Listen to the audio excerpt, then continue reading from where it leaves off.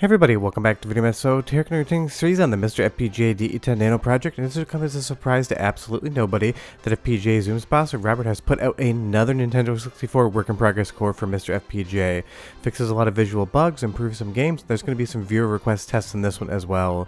Before you do find involved, do me a huge favor, down below, hit like and subscribe and ring those notifications bell. Definitely helps us out. And if you feel so inclined and want to support the channel, you got a Patreon link down below as well. But let's get right into the improvements, and Mischief Makers has seen a very big one. In Stage 4.1, it used to be that this boulder didn't appear whatsoever. There was a rendering issue in RDP, a bug about how it would appear, and you would basically be running away from an invisible object. It could totally harm you, you just couldn't physically see it, which was actually kind of funny. It was like there was a ghost boulder in the level that you just could not observe whatsoever. I mean, honestly, the goal is to try to stay as far away from the boulder as possible, so it is off screen now, but these boulders presented an issue in RDP code. And if we move over to the intro, this is on the current core. In just a moment, you're going to see what I mean, and I will show you an example of a previous core as well, so you can tell where the difference truly lies.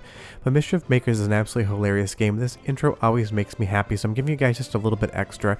And outside of the boulder issue, the intro was perfect pretty much. Throw this enemy, they explode into rocks that you see rendering here. This is the new core. Now let's move over to the intro sequence of the old core from just 2 days ago, and you're going to very quickly notice a completely different vibe. It used to always seem like the game was hanging at this point in time, but it just wasn't rendering one of the assets in the RDP pipeline. In the old core, you throw the 5 enemies, they explode, and absolutely nothing would render on screen whatsoever. This has now been fixed in the current core, and it's another RDP bug fix, and it's really interesting how that slight variation in code, not adhering to the original hardware spec, would cause a complete asset to just 100% go missing within the game. A lot of times when there's a glitch, you see something, but it completely doesn't look like it should. It might be pixelated, it might be deformed, something like that. But in Mischief Makers, the boulder would just 100% disappear, and that was a really interesting side effect of that bug needing to be fixed. But that is taken care of today. People have completed Mischief Makers, and it's feeling really close to perfect. So hopefully in the next core, we'll see some more games that had bugs kind of get buttoned up, because I absolutely love going over all of these things and seeing where the improvements lie. But let's move on. But one of the newly improved games is going to be Mario Golf, and I have shown this in the past, but it finally started working when we got the TLB implementation. Last time we took a look at this, a lot of viewers noticed in the trees there was some graphical corruption and all of these strange black lines coming from all directions. In the newest core, that is 100% fixed, and that is because there's been more updates to the RDP, or Reality Display Processor. That's basically what's in charge of putting an image up on the screen in conjunction with some other hardware elements, and there were some bugs in the code. Robert has gone through, picked everything apart, and he's starting to clean up a lot of these bug fixes. This is bringing everything closer towards real hardware, and as you can see here, nothing about this looks anything other than like it's being played on a Nintendo 64 as far as I could tell, and I will pan over to those trees, but pretty much anytime you saw a tree in the background, there would be these weird black lines over them. Obviously they're sprites, they're not polygons, but there were some rendering and draw issues. But if we take a look to the left here in just a moment, you're going to see that that tree closest to us looks totally fine. And watching this, I really don't see much of anything. There's a little bit of shimmering and flickering in the trees at a distance, but I do recall seeing that on real hardware as well. Now on real hardware, unless you have an RGB monitor and HDMI Nintendo 64, a lot of that would blend in with the compositor S-video signal, so it's hard to say what we're seeing just because we have clean HDMI out and what we're seeing because it is still in the core. But as far as all of those RDP bugs that were in this actual build last time we took a look at it, they have all 100% been fixed up. Through my playthrough of this, I had no issues in performance, in control, in visuals, or in sound. Everything just seemed like it was working exactly as you would expect. And I have sat down and played entire rounds of Mario Golf just for fun when I'm not working on the channel, and I can say you can 100% definitely get a full match of golf in here. I've never seen this game freeze or have any issues since it started running, outside of the fact that I totally just rimmed that one right there, and that really did irritate me. But otherwise, this is another game that feels like it is playing exactly like real hardware. The rain effects here, the flag waving in the up left corner, all of the trees being drawn correctly. Nothing about this except that putt seems to be off as far as I'm concerned. Now another game that's seen a lot of visual improvements since the last time we took a look at it is Mario Tennis, and this is basically the same bug that you would have seen in Mario Golf. And how this works is the RDP, the SDK, and everything has certain ways that they can utilize the hardware to draw an image onto the screen. If it's using the same call, something like in Mario Golf and Mario Tennis, you would see the same bug appear across both games. And I always love how Wario and Waluigi are just kind of slinking around in the corner, such a little touch that is so fun and Nintendo-like. But when Robert puts in a bug fix and you see it improve 3, 4, 5 games at once, it means that whatever he has fixed is all being rendered in the same manner, and that bug fix is correcting it. There's so many different hardware features and implementations you could use on Nintendo 64 or pretty much any other console. So sometimes something might be running but displaying a visual bug. When you patch that up, anything that uses that call will see that improvement. And that is the great thing about these bug fixing cores, is that improving games that we can already play and enjoy. It's just getting that much closer to real hardware. And again, just watch the image here, take a look what's going on screen.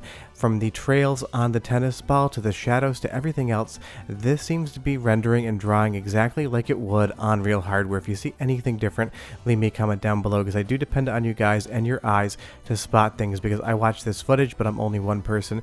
You are multiple thousands of people all at once.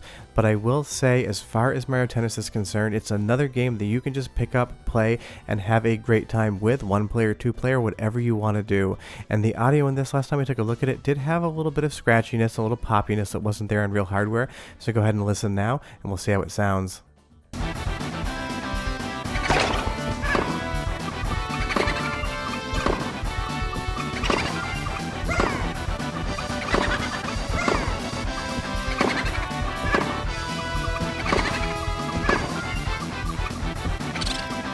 Game bird go.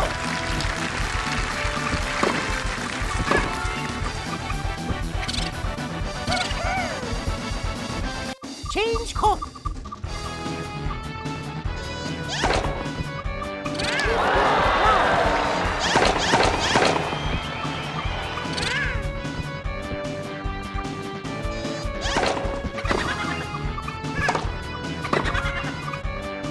Sounds great to my ears, and you'll see here some of the particle effects when Birdo puts that serve up are going to be improved as well, and there's particle effects in Legend of Zelda Ocarina of Time that have also seen some improvements. I just didn't have the save file to get that far into the game to find out where they were, so maybe I'll show that in a future video. But moving on to games that have vastly improved since the last time we took a look at them, and games you've been asking to see retests of, is Fighting Force.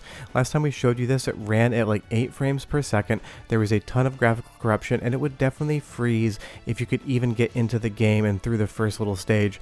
You would never end up getting into the building itself. The great thing is that is 100% improved since the last time we took a look at this game, and a lot of you seem to love and remember this one because I do see a lot of requests for it. I remember playing this back in the day and I definitely still do enjoy it. It can definitely be a slow-paced game as far as the frame rate is concerned, but it's like that on real hardware too, and this may be one that I test on the Turbo core in the future. But now as we play through the game with all the new core iterations, all the RDB bug fixes, this just looks like it should if you were playing on real hardware. Fighting Force is a ton of fun, definitely check it out. The system did not have many beat 'em ups, but at least it had a great 3D one. Now it used to be that when you're in this area, there was a tendency for the core to just hang. Sometimes you could get through this stage, but when you would move into the building, it would almost always hang.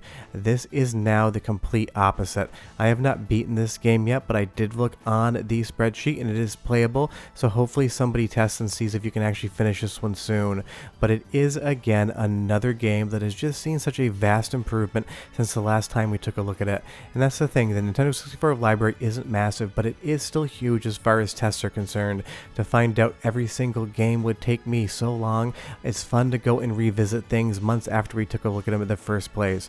But you'll see here, once we actually finish this stage, you're going to get the results screen and it's going to send you into the next area of the game. And this is where every single time I tested it last time, it would continue to hang. Now we're inside of the building, all of the enemies load in, the music works well, all of the controls are as responsive as this game ever could be. This is just a marked improvement over the last time we saw it. And that's the fun thing about going back and retesting some of these things. You get to find out what is working so much better than the last time. So if it's been a while since you played Fighting Force, I definitely recommend you check it out on the core. I couldn't see anything in this capture as far as the gameplay, the visuals, the sound were concerned that led me to believe it was anything other than a one-to-one experience with a real Nintendo 64. But again, if you see anything, do leave me a comment down below.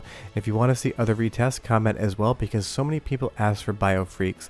You're going to have to explain this one to me in the comments. I've never quite understood what's going on in BioFreaks and why people seem to so fondly remember it. I'm not saying it's a bad game, I'm just saying it's a decent game, and maybe it's because there's so few actual fighting games on the Nintendo 64. People really do remember this back in the day. Maybe you owned it back in the 90s. But this again is just super improved from the last time we looked at it. There was definitely a lot of visual glitches last time, and it could definitely hang and be a little bit stuttery in the actual processing performance. And now this seems as fluid as the game ever was on Nintendo 64. And that is the hard thing about doing these tests. It's not like every game ran at 60 frames per second, and we can really tell when they start to slow down. Some games ran in the teens to the low 20s, so it can be quite difficult. But I do love the fact that you can totally just shoot a limb off your opponent. It is a fun kind of gag going on. And the sound in this one, last time we took a look at it as well, was very odd. Now it sounds like real hardware. Listen, and I'll be right back. I lose more boyfriends that way.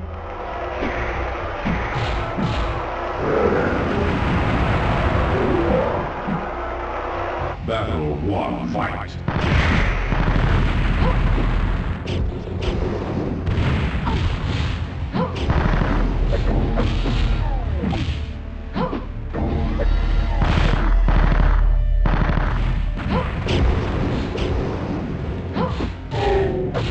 The reverb is there, that kind of hollowness is there, that classic Nintendo 64 audio is there. And that's the thing, Nintendo 64 audio always sounded like one of two things.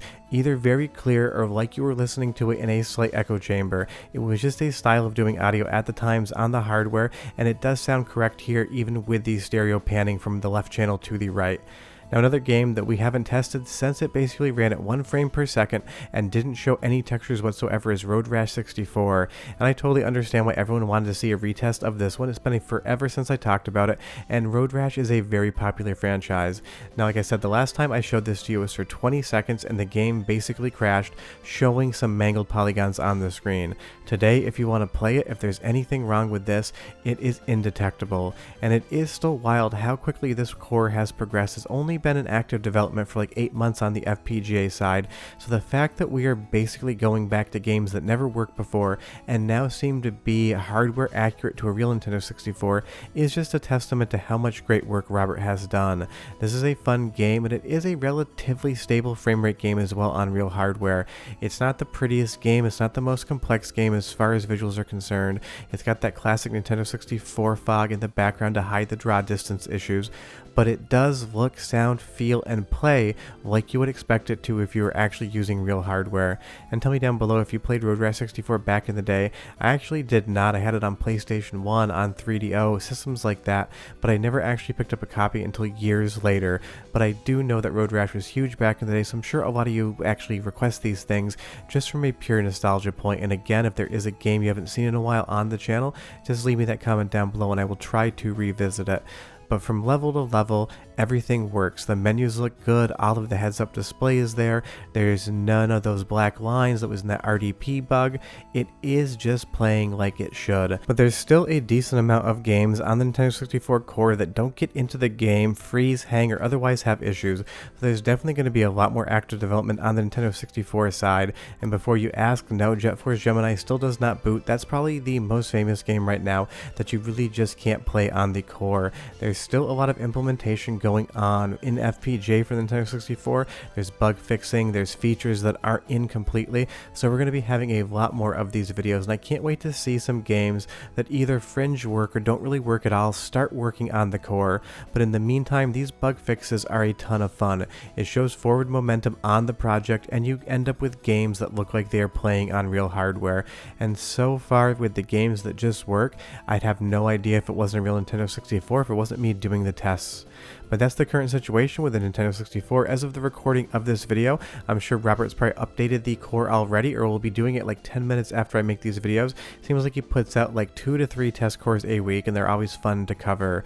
But yeah, if you're not playing Nintendo 64 yet, now is your time to do it. And if you haven't updated the core to the most current core, go onto MiSTer Discord, go under the test builds channel, you can grab the file there. And as far as when this is going to be added to update all, a question I get a lot in these videos, I have absolutely no idea, hopefully soon. But go play some Nintendo 64, it keeps getting better every day, and I'll see you guys next time. Bye bye.